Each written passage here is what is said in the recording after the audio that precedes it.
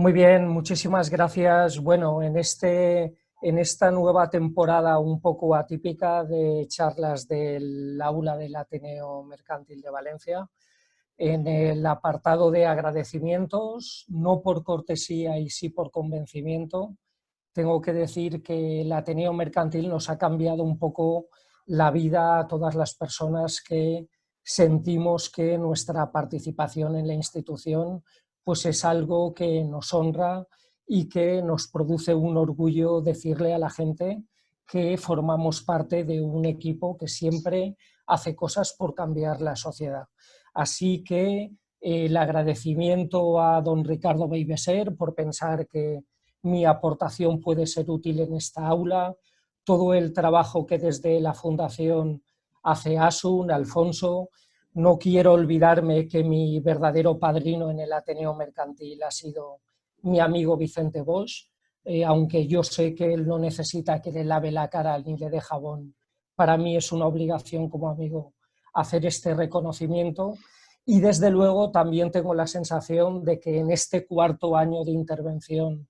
por mi parte en el aula cultural del Ateneo Mercantil, con muchos de los alumnos y de las alumnas hemos pasado el Rubicón de la docencia para pasar a una amistad que yo creo que nos hace a todos mejores, o por lo menos yo tengo la sensación de que es así. Por otro lado, como digo, para mí es el cuarto año como profesor en el aula del Ateneo. Y en esta programación en la cual yo entiendo que la asignatura que me corresponde dar de cultura valenciana, pues me da como una cierta flexibilidad para elegir contenidos, pues es por eso por lo que en el primer año nos centramos en hablar de una Valencia que yo creo que nos da tremendísimas posibilidades de sentirnos orgullosos de ella. Yo no quiero ser demasiado exagerado cuando digo que Valencia es una ciudad que nos ha dado el privilegio de haber nacido en ella, pero desde luego le haríamos un flaco favor si no la conocemos y si no la compartimos. Tantísimas culturas como intentaron ser quienes rigieran los destinos de esta civilización, y hablo civilización porque considero que Valencia sobrepasó el ser una colonia a ser una ciudad, a ser simplemente un área geográfica para pasar a ser una civilización cuya cultura acabó cambiando desde la arquitectura, pintura, escultura, literatura, las estructuras que se conocían en la Europa conocida, y por eso es por lo que yo creo que Valencia decidió ser protagonista de la historia y además yo siempre le pido prestado al profesor Beibeser una afirmación que él hizo en un momento determinado que a mí me impactó y que es que Valencia aterriza en el siglo XX quitándose todos los complejos que una Castilla melancólica y plañidera por la pérdida de las colonias de Cuba y Puerto Rico, que además da una generación del 98 prácticamente depresiva, y Valencia entra en el siglo XX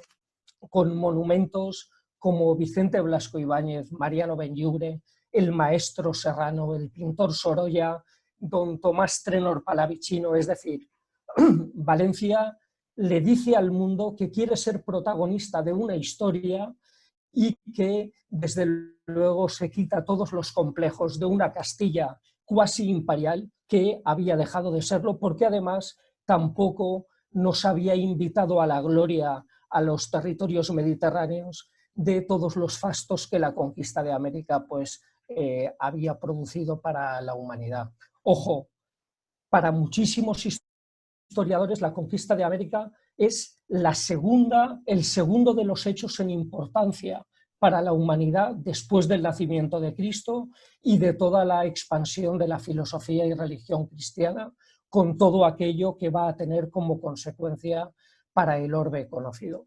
Pues bien, en el primer curso nos centramos en hablar de Valencia desde el mundo de las fotografías antiguas. Ya en el segundo curso dimos un paso adelante para hablar de personajes y recordaréis que desgranamos a los Borja, desgranamos a San Vicente Mártir, desgranamos a San Vicente Ferrer.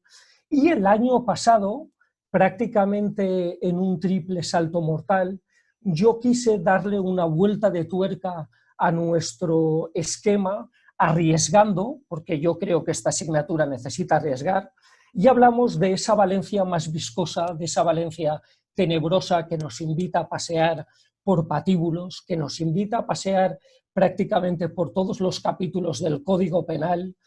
asesinatos, homicidios, delitos sexuales, delitos de honor, delitos contra la propiedad, también para dar un mensaje de que conocer la parte más sombría de nuestra historia significa también conocer nuestros límites y conocer nuestras líneas rojas.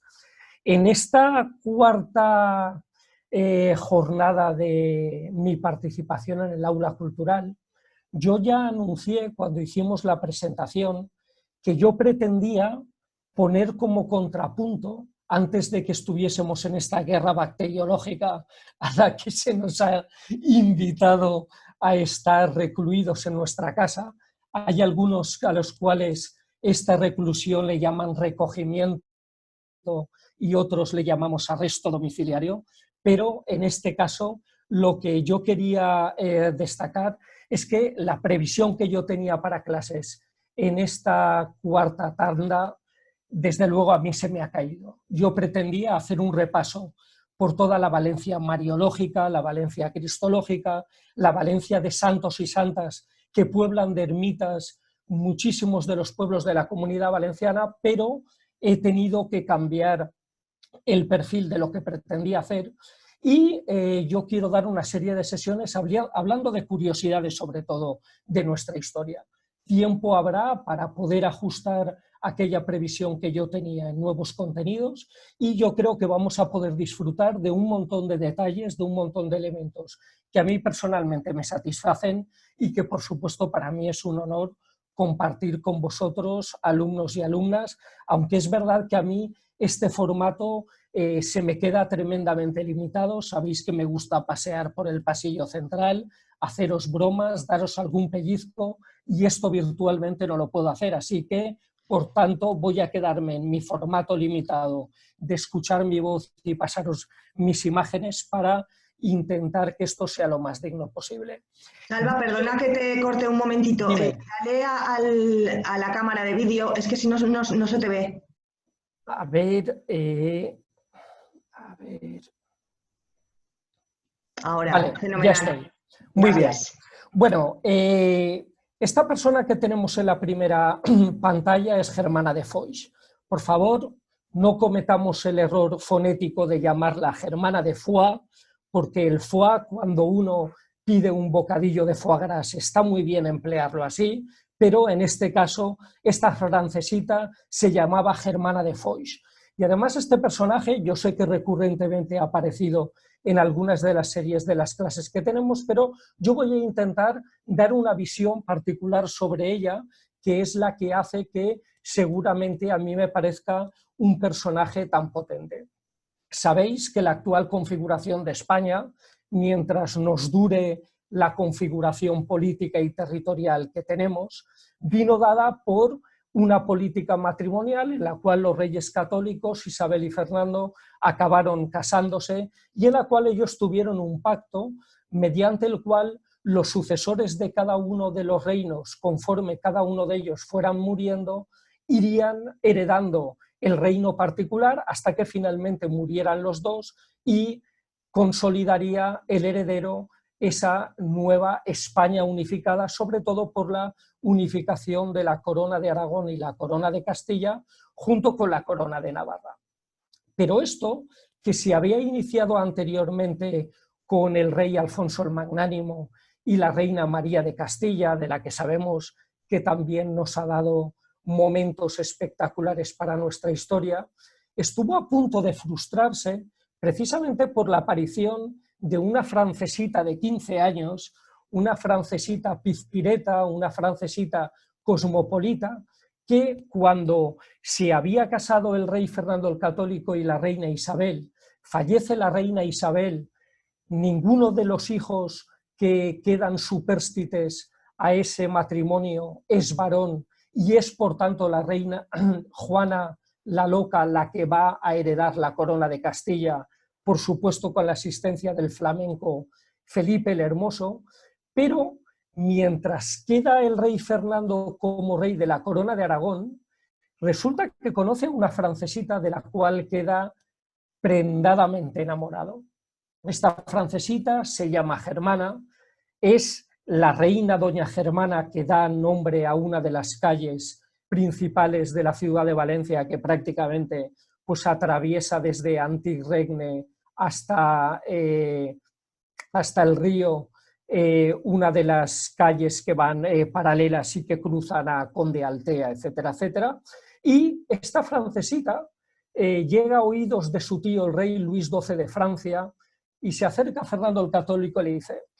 mira, Fernando, yo sé que tú tienes un pacto bastante cutre con los castellanos. Estos castellanos son muy aburridos y yo lo que te propongo es que, dado que sé que bebes los vientos por mi sobrina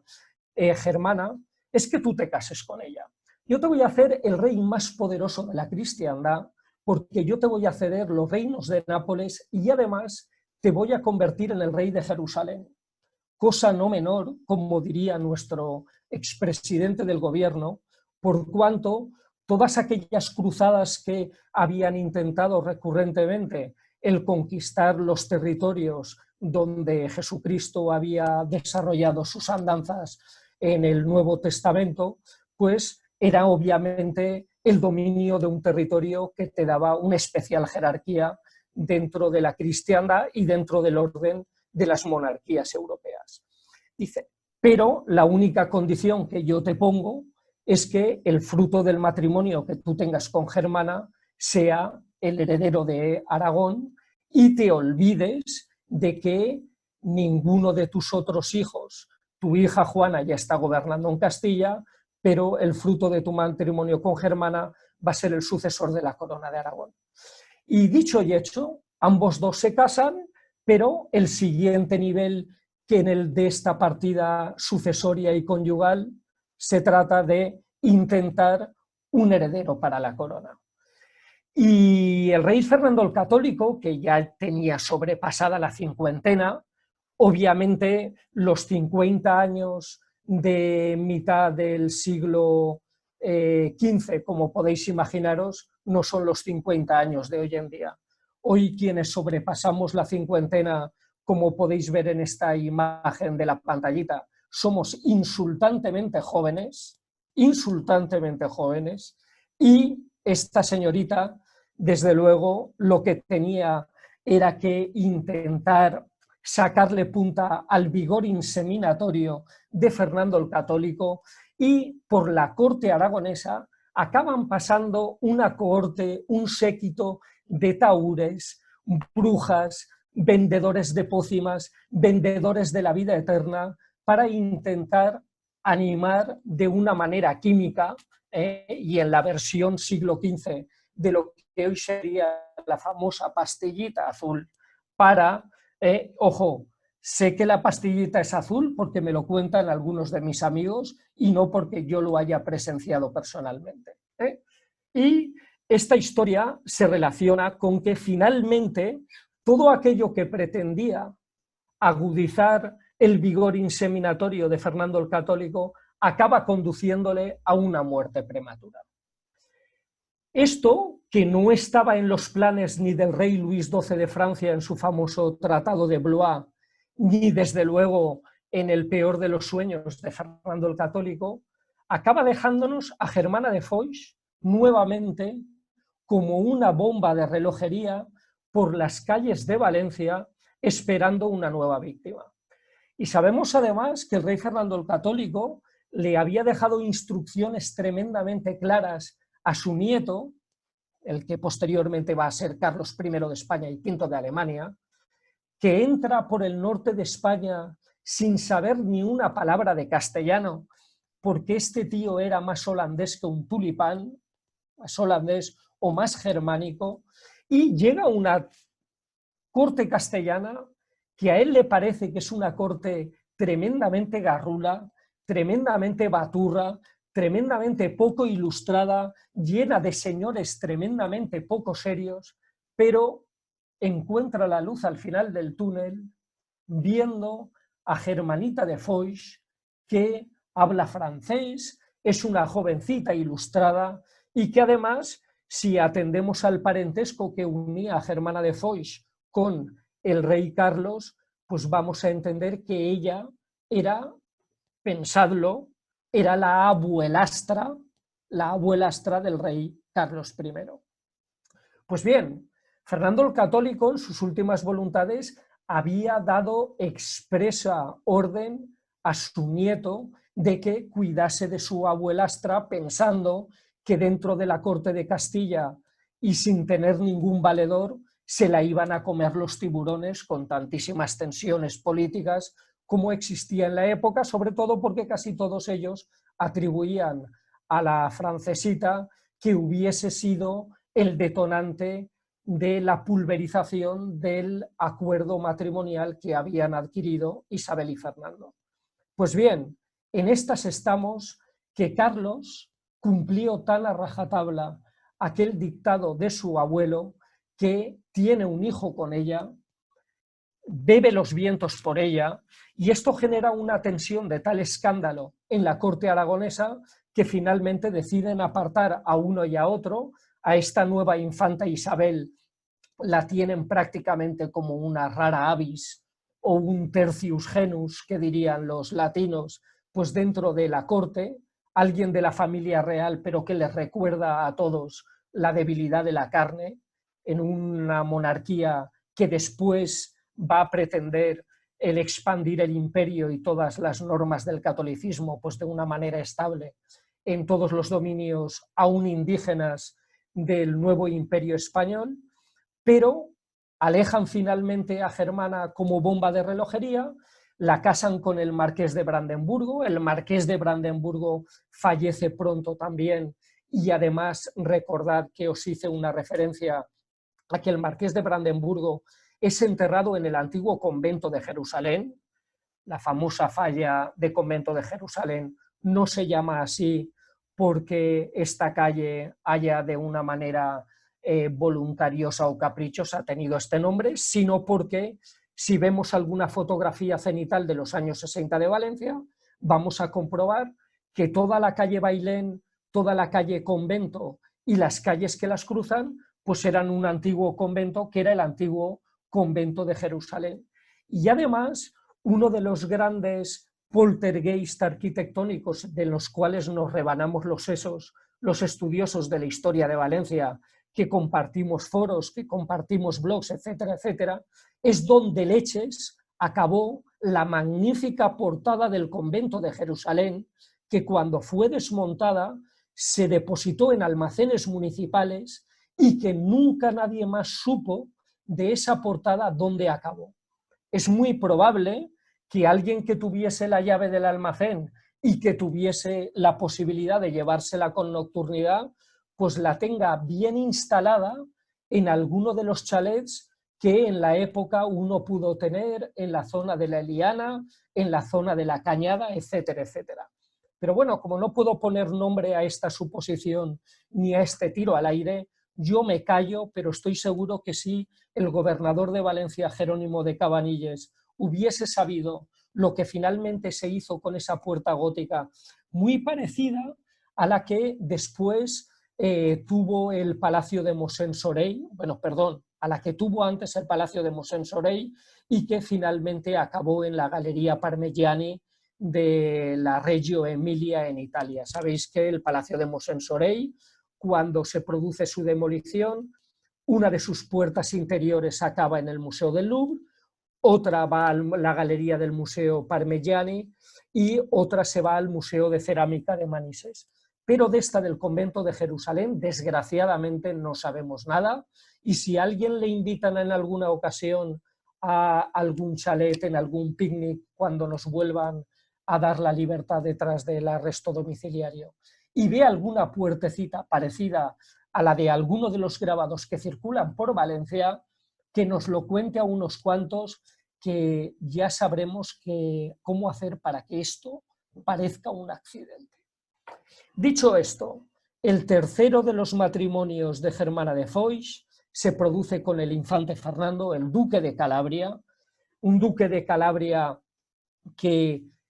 anteriormente había sido enemigo de Carlos I porque tenía también sus aspiraciones sucesorias, pero que se convierte en el verdadero gran amor de la francesita Germana de Foix. Entre los dos montan un lío porque convierten a Valencia en un virreinato donde prácticamente vuelven a pulular todas las normas feudales, ya convierten Valencia en una verdadera dictadura nobiliaria, se convierten en el verdadero martillo de los agermanados. No rodaron tantas cabezas antes en las guerras de las Germanías, recordad el movimiento de los comuneros en Castilla y la guerra de Villalar con Padilla, Bravo, Maldonado, etcétera, etcétera, pero en estas Germanías que fueron la versión mediterránea en las Baleares y en la Comunidad Valenciana, no rodaron tantas cabezas de agermanados como doña Germana y el duque de Calabria permitieron que se separaran de sus hombros. Y bueno, todos sabemos que las Germanías fue un movimiento político y revolucionario, me atrevería a decir, tan tremendamente importante que acabaron generando que Valencia, que solamente tiene 4 grandes vías, Marqués del Turia, Germanías, Ramón y Cajal y Fernando el Católico, acabaran dando nombre a un movimiento que finalmente fue un movimiento de frontera entre la Edad Media y el Renacimiento, porque los gremios en Valencia estaban hasta el pirri de que cada vez que había una peste la nobleza abandonara la ciudad, los líderes gremiales tuviesen que hacerse cargo del regimiento y gobierno de la ciudad hasta que desaparecía la guerra bacteriológica y volvían los nobles para recuperar su antiguo estatus. Pues bueno, no ha habido tantísima sangre en ningún movimiento ciudadano a lo largo de la historia como el que se produjo en la Guerra de las Germanías en Valencia y desde luego con todos estos líderes gremiales que en alguno de los casos dieron nombre a calles como Juan Llorens, como Vicent Peris, como el Encubierto, como Juan Caro, como Guillem Sorolla, etcétera, etcétera. Además, la reina doña Germana, y vamos a llamarla así, porque estoy seguro de que esa era su aspiración, ella se sintió siempre como una reina y no como la amante repudiada del emperador Carlos I, y obviamente también la amante de su abuelo, pues, la mujer de su abuelo, pues ellos decidieron también ser tremendamente cainitas y violentos con los bandoleros, con los piratas moriscos, etcétera, etcétera. Y dado que ambos dos tenían unas ínfulas de grandeza que en Valencia, desde luego, actuaban como si fueran verdaderos reyes, ellos deciden, en lo que había sido el antiguo monasterio de San Bernat de Rascaña, esta construcción cisterciense que después será el monasterio de San Miguel de los Reyes, quitárselo a estos pobres monjes del Cister y acabar viendo, bajo el ejemplo de lo que los jerónimos habían hecho en San Jerónimo del Escorial, construirse su verdadero panteón real. De hecho, todos sabéis que es uno de los pocos cenobios que hay en Valencia con 2 grandísimos claustros que durante la época de la Guerra Civil San Miguel de los Reyes se convirtió en la prisión que sucedió al penal de San Agustín, y ellos construyen allí su capilla real, su capilla funeraria, y estoy seguro que como la gran mayoría de los alumnos del aula del Ateneo, no sé si con Vicente o sin Vicente habéis acudido a ver el monasterio de San Miguel y de los Reyes, siempre me preocupo de deciros que no le acortemos la denominación al nombre. Se llama Monasterio de San Miguel y de los Reyes porque la doble advocación del conjunto es la de San Miguel Arcángel y los Reyes Magos, que si nos colocamos en el frente de aquella magnífica fachada retablo de la iglesia, vamos a ver en el ático a los 3 Reyes Magos, y es por eso por lo que se llama Monasterio de San Miguel y de los Reyes, y no como comúnmente hemos abreviado Monasterio de San Miguel de los Reyes. Así que Espero que con esta explicación que os he dado respecto a doña Germana os haya dado alguna pista o por lo menos hayamos refrescado la memoria de un personaje que nos da el nombre de una calle, que a mí me parece un personaje delicioso, me parece un personaje fascinante, un personaje de frontera que también abandona el oscurantismo de la Edad Media para ser personaje de frontera como los Borja y personaje de frontera como ella y su pareja en una Valencia que decide ser distinta, pero que quiere cambiar para que no cambie nada, porque al final ella va a ser la punta de lanza de una nobleza que ya ve cómo los gremios están corriendo por la banda, van a entrar a jugar en el terreno de juego y finalmente quienes van a ser sustituidos van a ser la nobleza. Por tanto, aquí mi homenaje a doña Germana de Foix y si os parece pasamos al siguiente punto de nuestra ruta, cómo es este personaje yacente que tiene una historia tremendamente curiosa. Desde luego, si tenemos que enumerar la nómina o el listado de personajes más poderosos de nuestra historia, uno de ellos tiene que ser el rey Jaime I. Además del rey Jaime I, todas las crónicas han escrito muchísimas cosas, se convirtió en un verdadero héroe. Es verdad que él conquista para la cristiandad después de la educación que él recibe de los templarios en el sur de Francia y sobre todo cuando no lo tenía nada fácil porque él era hijo de un rey que había sido excomulgado y desde luego existen muchísimas tensiones en la corona de Aragón que persiguen que el rey Jaime I no vaya a ocupar la historia, el lugar en la historia que finalmente él acaba teniendo, y él obviamente se hace grande con la conquista de Mallorca. La conquista de Mallorca manda un mensaje a la corona de Aragón y a las cortes aragonesas y a los nobles diciéndoles: yo soy un gran guerrero, yo he nacido para escribir una página de honor en la historia de la corona de Aragón, yo voy a ampliar los territorios de una corona de Aragón que en un principio solamente eran los dominios del reino de Aragón y él dominaba también algunos de los condados catalanes, pero lo que posteriormente va a ser su desembarco en la conquista de Mallorca, en la conquista del reino de Valencia y en la conquista de Murcia, van a acabar haciendo de este un personaje sin duda tremendamente potente. Y existe una curiosidad, porque todos sabemos que además su talla física era una talla que lo alejaba tremendamente del españolito medio de la época. Que él midiese 1,80 largos, que él además tuviese una tez rubia, como nos dicen las crónicas, y que además tuviese unos rasgos más parecidos a los vikingos que al españolito medio del territorio de la Corona de Aragón, ya generaban en él pues un especial atractivo de cara a las damas de la época, y si encima él se había convertido en el monarca más importante de la cristiandad, pues podéis entender que la figura de Jaime I sobrepasa todo lo que en aquel momento había sido conocido en la Corona de Aragón. El rey Jaime I va a fallecer en Alcira. Él es enterrado en Santa María de Alcira. Posteriormente, su cuerpo, con hábito cisterciense, porque el cister era la orden a la cual él le tenía mayor querencia, su cuerpo pasa a la Catedral de Valencia, y solamente cuando se realiza el gran panteón real en el monasterio de Poblet, algunos de vosotros habréis visitado el monasterio de Poblet, que junto con Santes Creus son las dos grandes catedrales del cister en territorio catalán. Aquí en Valencia tenemos una fundación cisterciense no menor como es Santa María de la Valldigna, que desde luego además es la única que en el preámbulo del Estatuto de Autonomía Valenciano existe una previsión respecto a ella en el sentido de encomendar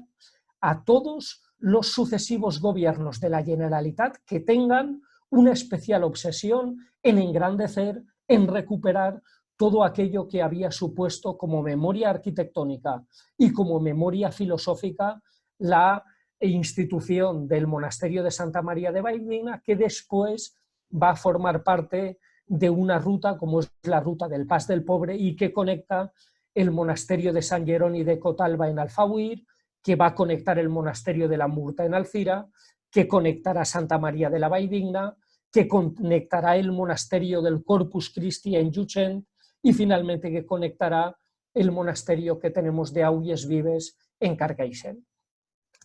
Pero la figura que veis aquí es una figura que a mí me sugiere una historia que me parece tremendamente singular. Cuando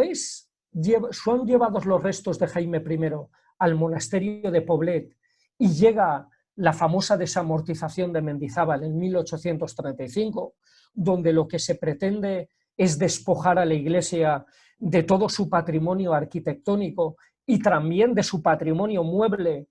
para dárselo a la sociedad, lo que pretendían en aquel momento era deshacer aquello que llamaban de una manera despectiva las manos muertas, pero que al final en muchas de las situaciones lo que se produce es que mucho del patrimonio mueble y de los conventos acabe en manos de extranjeros y que muchos de los sillares que componían o que formaban parte de iglesias y monasterios acaben mal subastados en manos de maestros de obras para acabar construyendo otro tipo de cosas, que al final en muchos casos esa fue la consecuencia de una desamortización que pretendía horizontalizar aquella pirámide patrimonial en España, pero que finalmente acaba consiguiendo en muchos casos efectos tremendamente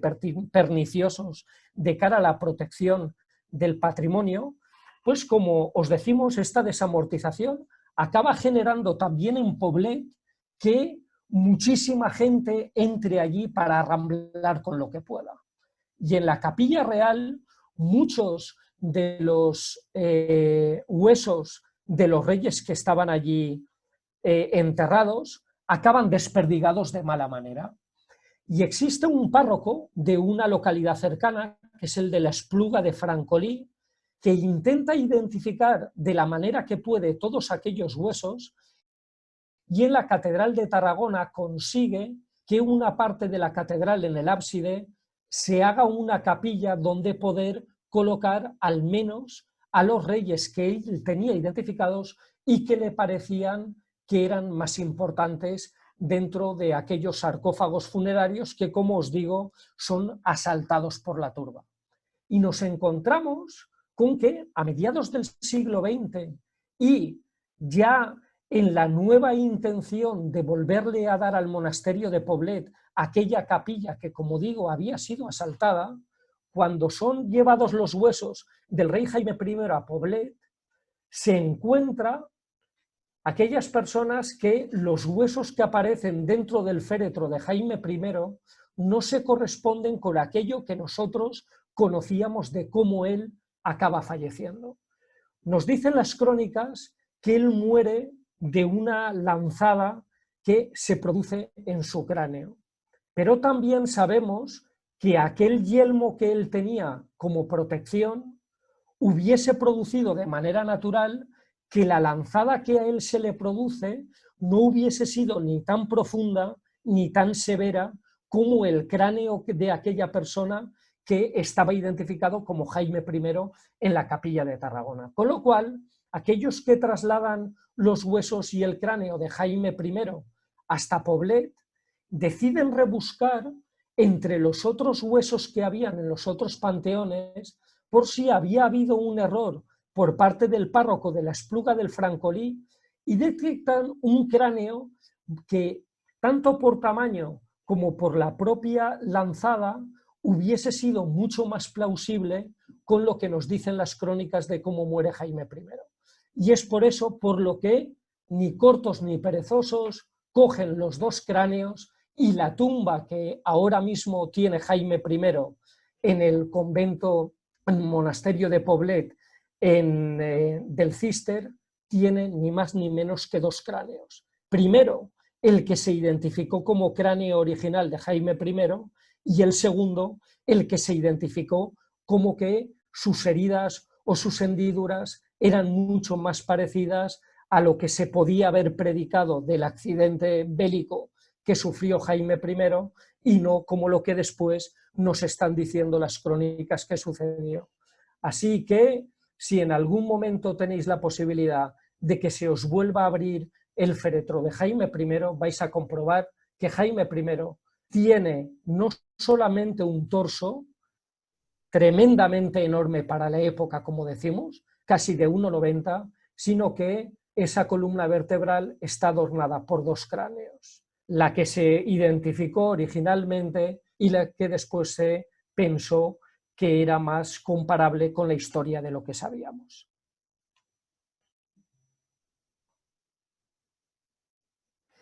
Bien.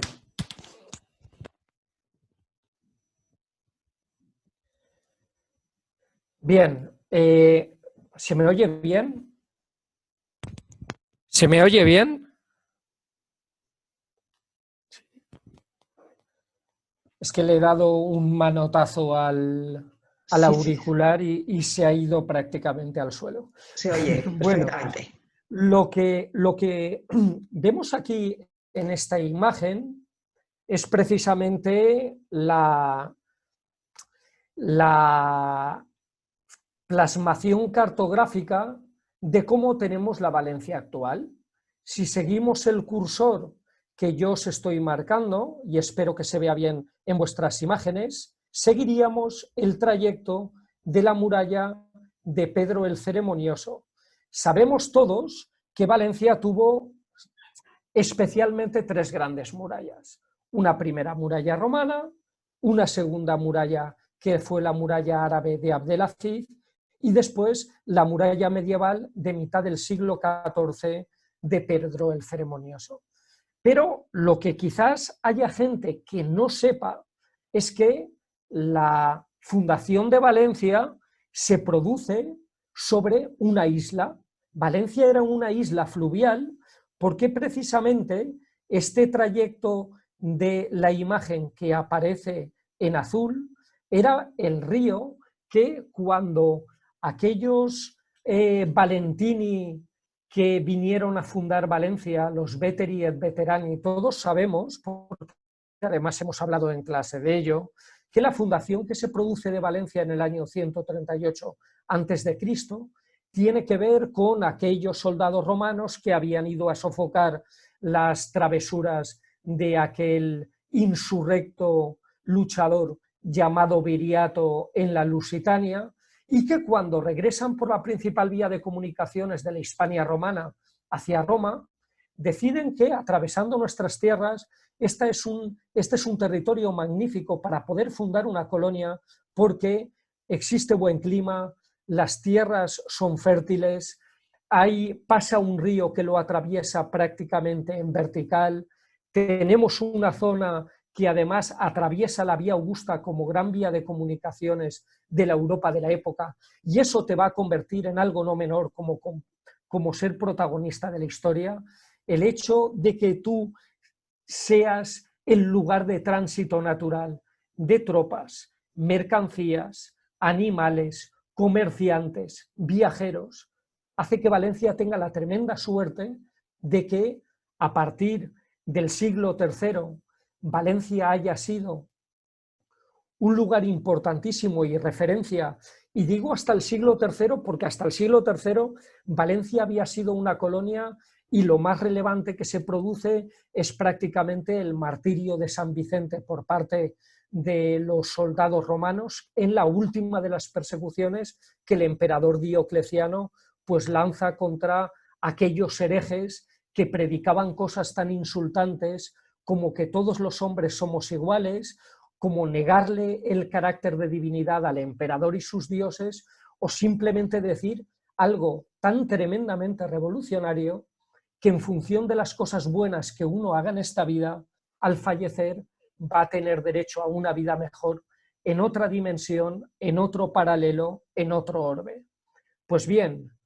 cuando estos soldados romanos pasan por Valencia y deciden fundar aquí una colonia, algo que tienen tremendamente en cuenta es que esta condición de isla que tenía Valencia, porque como os digo, Valencia tenía un río caudaloso y aproximadamente a la altura de lo que hoy serían las Torres de Serranos, un brazo secundario del río Turia creaba como una especie de afluente que atravesaba en vertical prácticamente toda la calle Palomino para llegar al final de la Bolsería o a mitad de la Bolsería. Allí daría la vuelta para irse a buscar por la zona del mercado y por enfrente de lo que después sería la Lonja de Valencia, y llegaría prácticamente hasta la zona de la calle de San Vicente, y desde la calle de San Vicente atravesaría toda la calle de la Paz y todo el parterre para volver a crear este gran anillo y esta ciudad que, como decimos, tenía un elemento fundamental de carácter defensivo, que era una isla fluvial, y es uno de los elementos que estos colonizadores valencianos romanos pues deciden asumir como hecho fundamental o como elemento fundamental para que decidan pasar el resto de sus vidas en esta colonia que a partir de entonces se llamará Valentia, y que se llamará Valentia pues haciendo honor, entre comillas, a aquella valentía que tuvieron que hacer gala cuando fueron a Lusitania a luchar contra Viriato, pero que, como recordamos, al igual que Asterix y Obelix en aquellos cómics de Uderzo, en las galas que al final tenían repodridos, como diría un argentino porteño, a las tropas y a las legiones romanas, porque en esta guerra de guerrillas era imposible que las legiones romanas desplegaran todo su potencial contra bárbaros que básicamente se llevaban muy bien con las montañas y con estas escaramuzas. Pues lo que sucede con Viriato fue exactamente lo mismo. Tuvieron que acudir a una estratagema tan burda como zafia para la historia, de tener que pagar a los traidores de siempre para que delataran a su caudillo y que finalmente chivaran a los romanos cuál era la posición de dónde tenía la campaña Viriato. Y finalmente, cuando estos malhechores van a cobrar su botín, van a dejar aquella frase para la historia que queda grabada en piedra de que Roma no paga traidores. Por tanto, yo creo que el que tengamos permanentemente en la mente, en la memoria, esta condición fluvial de Valencia, que además se ve perfectamente reproducida en piedra en esta magnífica lápida que tenemos en la zona de la Almoina. Sabemos que todos los romanos constituían sus colonias en torno a dos ejes, un eje norte-sur, que era el Cardus, y un eje este-oeste, que era el Decumanus. El eje norte-sur venía por la calle del Salvador y se iba hacia la calle de San Vicente, y el eje transversal venía por la calle de Caballeros para atravesar lo que hoy es la Plaza de la Virgen e irse por la calle de San Esteban. 4 grandes puertas tenía la ciudad de Valencia, porque además sabemos que la vía Augusta venía por el Antic Camí de Morvedre o calle Sagunto, pero que antes de atravesar el río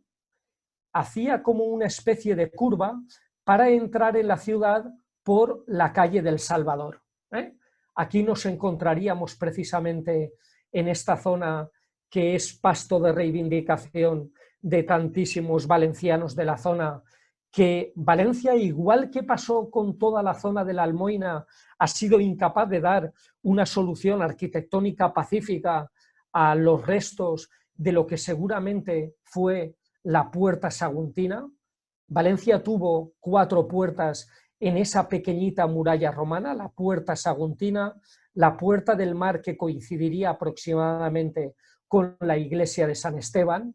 tendríamos la puerta celtibérica, que estaría aproximadamente en la zona de la Generalitat, y después teníamos una puerta sucronense, que era la que se iba hacia el Sucro, la que se iba hacia Cullera, la que se iba hacia la zona de Xàtiva por el Camino Real de Madrid y la calle de San Vicente, que era la que daría pues esta primitiva configuración a la Valencia fundacional romana, que además sabemos que la segunda muralla sería la de Abdelaziz, y que finalmente la muralla de Pedro el Ceremonioso intentaría dar cobertura a todos aquellos arrabales que se habían quedado sin protección de aquella empalizada musulmana, aquella empalizada árabe, y que finalmente acaban teniendo toda esta importancia prácticamente capital para recordarnos a los valencianos que en demasiadas ocasiones lo tenemos tremendamente olvidado, que esos 5 largos siglos de dominación musulmana en nuestra historia nos van a dejar un pozo lingüístico, tanto en castellano como en la valentina lingua, absolutamente irrenunciable, y que la cantidad de costumbres que tenemos a la hora de arar el campo, de llaurar, a la hora de nuestras políticas de riego, porque además hay una calle que me parece especialmente singular en su toponimia, como es la calle de la Mare Bella, que va desde la calle Caballeros prácticamente hasta la calle de Palomino, i que jo, que sóc un home de camp, i a més el meu amic Vicent Bosch compartim pràcticament camps perquè ell és d'Algemesí i nosaltres, perdó, d'Alginet, i nosaltres tenim les finques en Algemesí, pues sempre preguntem, per lo menos quan l'auia baixava per sèquia i no quan regaven per goteig, que com venia la mare. I preguntar com venia la mare significava preguntar si n'hi havia aigua en la sèquia per a poder regar. I és per això per lo que el carrer al que jo m'estic referint és el carrer de la Mare Bella, que dins d'esta toponímia urbana que ens deixa noms tremendament entrañables, desde luego el carrer de la Mare Bella és un carrer que per a mi té moltíssima nostàlgia, i és que per allí, per el carrer de la Mare Bella, entrava la primera sèquia, sèquia oberta, on els valencians musulmans d'aquella balancilla podien netejar, podien arreplegar aigua per a no tindre que anar-se'n fins al riu. No sé, Asun, si son las 12 menos 10, si tenemos que hacer un alto en el camino y dar voz a nuestros doctos y nuestras doctas alumnas. Si quieres continuar 5 minutos, acabas y empezamos con las preguntas, si te parece, Salva. ¿Sabes qué pasa? Que si continuamos con la siguiente diapo, damos un congreso. Por tanto, yo prefiero hacer un alto en el camino aquí, porque si no, se me rompe el esquema de lo que tenía, de lo que pretendía hablar. Y fenomenal. 5 minutos me dan solamente para introducir el siguiente, así que prefiero hacerlo todo en la misma sesión. Pues nada, si quieres, quita la pantalla, si te parece, así nos vemos todos. Vale, fenomenal. Y quien quiera hablar, si alguien quiere preguntar algo. El hospedador ha reactivado el micrófono de todos los participantes. ¿Puedo hablar? Sí, Vicente, dinos. Bueno, pues en primer lugar... lugar... Un momento, Ana Compañ, deja de compartir pantalla, por favor. Claro, es que no lo ha quitado. ¿Ana? Ahí está todo. Yo. Bueno, Vicente, tú puedes ir hablando, no te preocupes. Bueno, pues en primer lugar decirle a Salvador que, como siempre, pues una magistral y la hemos disfrutado mucho, y yo siempre digo que los valencianos tenemos que conocer nuestra historia, porque si no la conocemos, ¿cómo la vamos a querer? Y si no la queremos, ¿cómo la vamos a transmitir? Por lo tanto, muchísimas gracias, Salvador, por otra lección, como sabemos que es de ti, pues magistral. Después decir que yo sabes que te aprecio un montón. Mucho no, un montón. O sea, que más que mucho. Pero no estás en el aula de cultura porque yo te aprecio mucho, sino porque tú vales. Y después decir que, pues, efectivamente, con el Ateneo hemos visitado el San Miguel de los Reyes, y lo hemos visitado tanto para ver el monasterio como para ver la biblioteca, porque sabéis que es súper importante. Tanto desde el Ateneo o con el Ateneo hemos ido a San Miguel de los Reyes, y por supuesto no descartamos el que volveremos. Muchísimas gracias. Alba, no sé si se me escucha. Sí, sí, perfectamente. Sí, Vale, sí, se te oye. El tema de San Miguel de los Reyes y San Miguel y los Reyes, Ricardo recordará que varias veces lo hemos estado hablando, Y yo tengo informaciones muy contradictorias y no me gustaría meter la pata porque yo siempre hablo de San Miguel y los Reyes, pero ya son varias personas, y no personas no conocedoras del tema, que me han llamado la atención y me han dicho, no te estás equivocando, es San Miguel es el sitio de residencia real, no de los Reyes Magos. Entonces, si pudieras, eso ya a nivel de particular, si pudieras mandarme información el tema de San Miguel y los Reyes, yo te estaría infinitamente agradecida. Claro que sí, María. Yo en este caso concreto, además es una de las cosas que a mí me llama muchísimo más la atención, porque es que en este copia y pega fonético en el cual di una mentira 100 millones de veces, que al final a ver quién acaba rebatiéndola cuando ya se ha instalado dentro de la sociedad. Es verdad que esta denominación de San Miguel y de los Reyes tiene como origen esa doble advocación. Y es que además esa fachada retablo que a mí me parece tan especialmente espectacular nos da una pista tremenda, pero yo también entiendo que la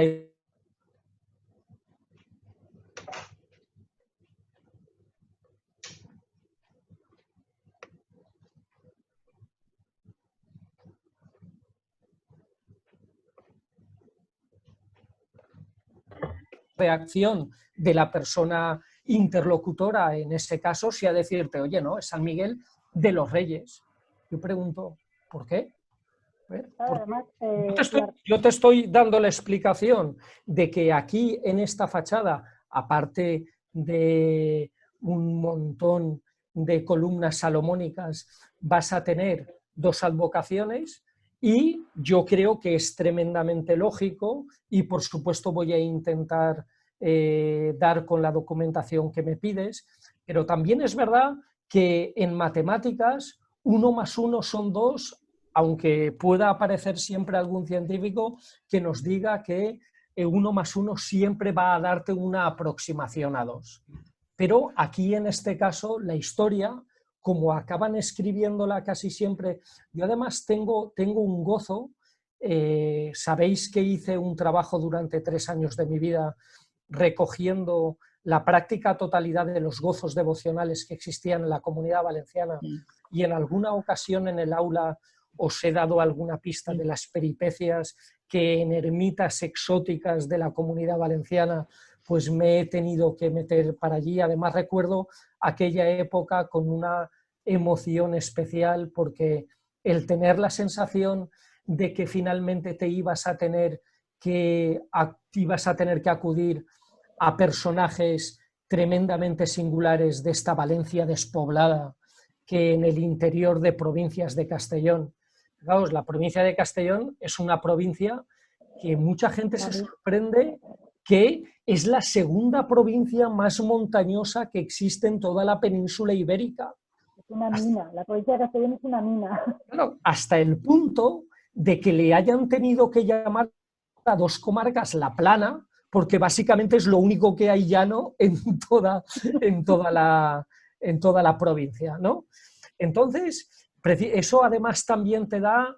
un carácter tremendamente singular, poblaciones muy agrestes, poblaciones tremendas donde las vías de comunicación tienen que serpentear por riscos y barrancos. Claro, me vais a permitir mi momento de gloria porque yo seguramente en el momento en el que deje mis obligaciones urbanas me voy a ir a una población de Castellón que se llama Lucena del Cid, que además sabéis, fijaos cómo es esto de la toponimia, en alguna ocasión lo hemos comentado. En un momento determinado, el gobierno franquista decidió que no existiesen, en la medida de lo posible, coincidencias respecto a poblaciones grandes. Y ojo, no tenemos que olvidar que Lucena llegó a tener en un momento determinado 12.000 habitantes. 12.000 habitantes en pleno siglo XXI en la provincia de Castellón significa ser una gran población. 12.000 habitantes, por poneros un ejemplo, los tiene Alcora. Alcora que junto con Honda, Nules, Villarreal se convierten en la verdadera ruta de la cerámica y básicamente la cantidad de hordas de rumanos que han venido a colonizar pues tantísimas chimeneas que hacían grés, pues tiene que ver con eso. Pues en el momento en el que el gobierno franquista decide que las poblaciones no podían tener nombres coincidentes, existe una Lucena en Córdoba, obviamente que tiene una importancia histórica, y a Lucena se le obliga a cambiar el nombre. Yo no sé quién decidió acabar colocándole el apéndice o sobrenombre del Cid, cuando en realidad el Cid nunca pasó por Lucena.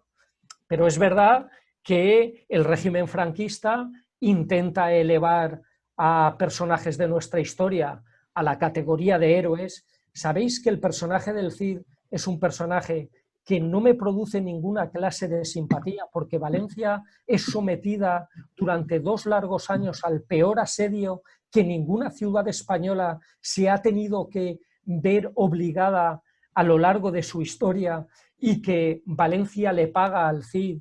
poniéndole una magnífica escultura ecuestre en la Plaza de España. La mayor avenida que tiene Valencia se llama Avenida del Cid. Y finalmente recordad que hace no tantas décadas, cuando teníais que mandar una carta a Valencia o teníais que mandar una carta desde Valencia, en el remite o en la dirección teníais que poner Valencia del Cid. Es decir, Valencia acaba también cambiando su nombre para dárselo a un personaje que yo, sin querer juzgar la historia con la mentalidad del siglo XXI y lo que pasó en el siglo X de nuestra historia, pues también tengo que pensar como ciudadano del siglo XXI, pues qué personajes se merecieron, a pesar de que los criterios bajo los cuales ellos funcionaban en el momento histórico en que les tuvieron que vivir, fueron distintas, pero oye, que lamento un montón que si ya lo de Valencia me molestaba, lo de Lucena ya ha acabado de rematarme. Así que el Cid no somos todos, tengo que decir, y ya está. Pero sí, María, todo esto ha venido porque me pedías información del otro y voy a rebuscar a ver si tengo un de hecho, yo GP. recuerdo, no sé si recordarán los alumnos, que fuimos al monasterio cuando estábamos hablando de Renacimiento, y no solamente en la grandísima fachada retablo que hablas, sino que en el altar mayor, en el frontis del altar mayor, están las 3 bolas significando los 3 regalos que los Reyes Magos van a presentar al Cristo recién nacido. Por lo tanto, hay doble simbolismo de los Reyes Magos, que tiene alguna duda en la historia. Pero bueno, te agradezco que me mandes la información. Gracias. Ricardo.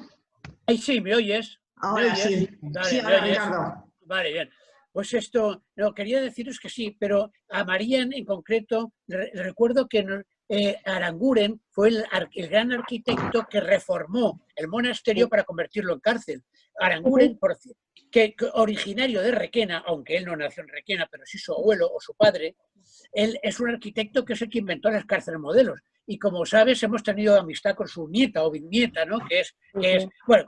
Y en los proyectos que se hizo, yo creo que te pasé, María, una copia. Bueno, el proyecto que hizo Aranguren ya señala San Miguel y los Reyes. Fíjate que, y de eso no hace mucho, hace apenas un siglo, ¿eh? Pero él recoge la documentación antigua y bajo explica tal. Y yo creo, alguien me contó que el problema que se origina es que con San Miguel es el arcángel más raro que hay. Es, con perdón de la audiencia, raro de cojones. ¿Por qué? Porque San Miguel es el conquistador de Satanás. No olvidéis que San Miguel es el que nos protege de las trampas del diablo. Eso es la misión. Tanto es así que siempre lo vemos vestido con armadura romana, con una lanza, es decir, intentando matar a Satanás. Y la Iglesia encomienda sobre sus hombros la defensa. Bueno, entonces eso resultaba durísimo para un monasterio. solamente San Miguel, y se pone lo de los reyes para ablandar, es decir, no hay ninguna relación, no hay ninguna vinculación, nada que una al conquistador de Satanás y defensor del diablo y tal, de las trampas, defensor de las personas ante las trampas del diablo, con los Reyes Magos. Es una dulcificación muy, muy frecuente, por otro lado, en el mundo medieval. Gracias. ¿Alguien más? Además, la importancia y la tremenda penetración devocional que tiene un personaje como San Miguel acaba haciendo pues que bueno, 3 de los lugares donde yo paso más parte del año, pues bueno, los 3 sea patrón San Miguel. San Miguel es patrón de Catarroja, San Miguel es patrón de Lucena del Cid, y bueno, y ya hablar de San Miquel de Llíria ya implica ponernos en otro modo, ¿no? Liria, en todo Liria hay que darlo aparte, ¿eh? Todo en Liria hay que darlo aparte. Llíria es un planeta, ¿eh? Así. Exacto. Sí. Bueno, chicos, chicas, por lo que a mí se refiere, tengo que desconectarme, que he de hacer alguna cosilla.